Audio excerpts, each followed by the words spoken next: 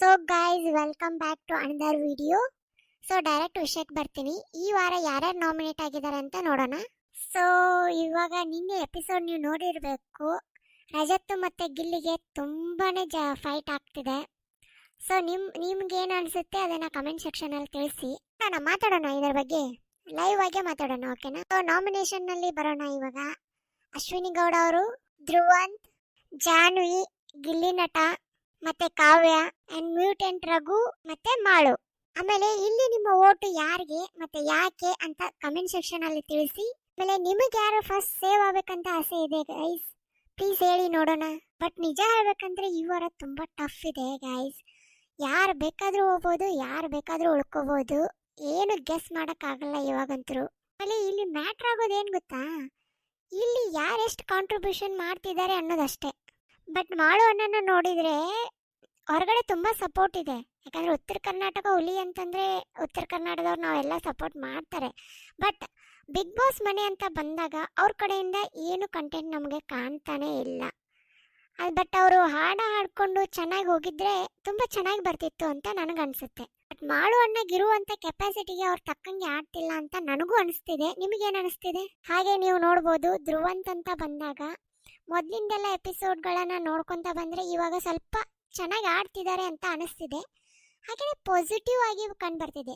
ಅವ್ರು ಯಾವಾಗ ಅಶ್ವಿನಿ ಮತ್ತೆ ಜಾನ್ವಿ ಅವ್ರನ್ನ ಬಿಟ್ಟು ಹೊರಗೆ ಬಂದ್ರು ಅವಾಗಿಂದ ಸ್ವಲ್ಪ ಪಾಸಿಟಿವ್ ಎಫೆಕ್ಟು ಮತ್ತು ಆಟದಲ್ಲಿ ತೋರಿಸ್ತಾ ಇರೋ ಇಂಟ್ರೆಸ್ಟು ಚೆನ್ನಾಗಿದೆ. ಬಟ್ ನೋಡ್ಬೇಕು, ಹೇಳಕ್ಕಾಗಲ್ಲ. ಇವಾಗೆಲ್ಲ ನೋಡಿದ್ರೆ ಒಂದು ಅಪ್ ಹೋಗ್ತಾ ಇದ್ದಾರೆ, ನೋಡ್ಬೇಕು. ಬಟ್ ಚೆನ್ನಾಗಿ ಆಡ್ತಿದ್ದಾರೆ, ನೋಡ್ಬೇಕು. ಬಟ್ ಹೋಗ್ಬಿಟ್ರೆ ಏನು ಹೇಳಕ್ಕಾಗಲ್ಲ. ಇವಾಗಂತೂ ಗ್ರಾಫ್ ಏರಿದೆ. ಬಿಗ್ ಬಾಸ್ ಅಲ್ಲಿ ಯಾವಾಗ ಯಾರು ಹೋಗ್ತಾರೆ ಅಂತ ಪಟಕ್ನ ನಮಗಂತೂ ಹೇಳಕ್ಕಾಗಲ್ಲ. ಬಟ್ ಕಾವ್ಯ ಅವರು, ರಘು ಅವರು ಮತ್ತೆ ಗಿಲ್ಲಿ ಅವರು ಪಕ್ಕ ಸೇವ್ ಆಗ್ತಾರೆ ಅಂತ ನನಗನ್ಸುತ್ತೆ. ಗಿಲ್ಲಿ ಅವರಂತರೂ 100% ಹೇಳೋದೇ ಬೇಡ. ಸೊ ಇವಾಗ ಅಶ್ವಿನಿ ಗೌಡ ಅವ್ರನ್ನೂ ತೆಗೆದ್ಬಿಡಿ, ಅವರು ಹೋಗಲ್ಲ.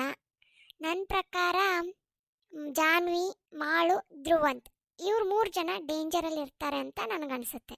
ಇವ್ರು 3 ಜನಕ್ಕೆ ಫೈಟ್ ಬೀಳುತ್ತೆ. ಇವ್ರು 3 ಜನದಲ್ಲಿ ಯಾರು ಬಾಟಮ್ ಅಲ್ಲಿ ಇರ್ತಾರೆ, ಮತ್ತು 3 ಜನ ಬಾಟಮ್ ಅಲ್ಲಿ ಬರ್ಬೋದು, ನೋಡೋಣ. ವೋಟಿಂಗ್ ಪ್ರಕಾರ ಹೋಗೋಣ. ಹಾಗೇನೆ ಈ ವಾರ ಯಾರು ಚೆನ್ನಾಗಿ ಕಾಣಿಸ್ಕೊಂತಾರೆ, ಯಾರು ಚೆನ್ನಾಗಿ ಎಫರ್ಟ್ ಹಾಕ್ತಾರೆ. ಬಟ್ ಇದನ್ನೆಲ್ಲ ನೋಡಕತ್ರೆ ಜಾನ್ವಿ ಅವರು ಇಷ್ಟು ಬೇಗ ಹೋಗಲ್ಲ ಅನ್ಸುತ್ತೆ. ಬಿಕಾಸ್ ಅವ್ರದ್ದೊಂದು ಕನ್ಸಿಡರ್ ಮಾಡಿದ್ರೆ ಸ್ವಲ್ಪ ಗಾಸಿಪ್ಗಳು ನಡೀತಾನೆ ಇರುತ್ತೆ ಅವ್ರದ್ದು. ಅದಕ್ಕೆ ಅವರು ಇರ್ಬೋದು, ಅದು ಮೇ ಬಿ ಕಂಟೆಂಟ್ ಕೊಡೋದಕ್ಕೆ ಹೆಲ್ಪ್ ಆಗ್ಬೋದು ಅನ್ಕೊಂತೀನಿ. ಬಟ್ ಗಿಲ್ಲಿ ಅವ್ರು ಇರೋದ್ರಾಗೆ ಯಾರ ಕಂಟೆಂಟು ಅಷ್ಟು ಬರೋದಿಲ್ಲ. ನೋಡ್ತಿರೋ ಲೈವಲ್ಲಿ ನೋಡ್ತಾನೆ ಇರ್ತೀರ ಅನ್ಸುತ್ತೆ.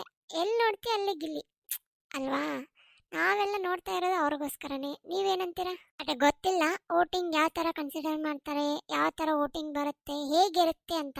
ಸೊ ನನ್ನ ಪ್ರಕಾರ ಮಾಳು ಅಣ್ಣ, ಧ್ರುವಂತ್ ಮತ್ತು ಜಾನ್ವಿ ಇವ್ರಿಗೆ ಮಾತ್ರ ಫಿಕ್ಸ್ ಒಬ್ರು ಹೋಗೋದಂತ. ನಿಮಗೆ ಹೇಗೆ ಅನಿಸುತ್ತೆ?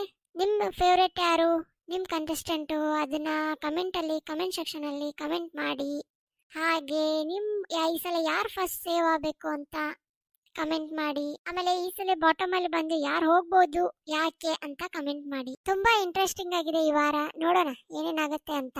ಹಾಗೇನೆ ಈ ಬಿಗ್ ಬಾಸ್ ಅಲ್ಲಿ ಸೇಫ್ ಗೇಮ್ಗಳು ತುಂಬಾ ಚೆನ್ನಾಗಿ ವರ್ಕ್ ಆಗ್ತಿದೆ ತುಂಬಾ ಜನಕ್ಕೆ. ನೋಡಿ, ಎಷ್ಟೋ ಜನನ ನಾಮಿನೇಟೇ ಮಾಡಿಲ್ಲ. ಬಟ್ ನಾನೊಂದು ಏನು ಹೇಳ್ತೀನಿ ಅಂದರೆ, ಸೇಫ್ ಗೇಮ್ ಮಾಡ್ತಿದ್ದಾರಲ್ಲ ಅವ್ರ ಬಗ್ಗೆ ನೀವೇನು ನೆಗೆಟಿವ್ ಕಮೆಂಟ್ ಮಾಡೋಕ್ಕೆ ಹೋಗಬೇಡಿ. ನಿಮ್ಗೆ ಗೊತ್ತೇ ಇದೆ, ಸೇಫ್ ಗೇಮ್ ಮಾಡೋರು, ಚೆನ್ನಾಗಿ ಮಾತಾಡ್ಕೊಂಡು ಹೋಗೋರು ಜಾಸ್ತಿ ಜನ ಇರೋದಿಲ್ಲ, ಜಾಸ್ತಿ ದಿನ ಇರೋಕ್ಕೂ ಆಗಲ್ಲ ಇಲ್ಲಿ. ಸೊ ನಿಮಗೆ ಹೇಗಂತೆ ನೋಡಿ. ಮತ್ತೆ ಸಿಗೋಣ ಗೈಸ್, ಓಕೆ? ಇಷ್ಟು ಜನ ನಾಮಿನೇಷನ್ ಆಗಿದ್ದಾರೆ, ಯಾರಿಗೆ ನಿಮ್ಮ ಓಟು ಅಂತ ಕಮೆಂಟ್ ಮಾಡಿ.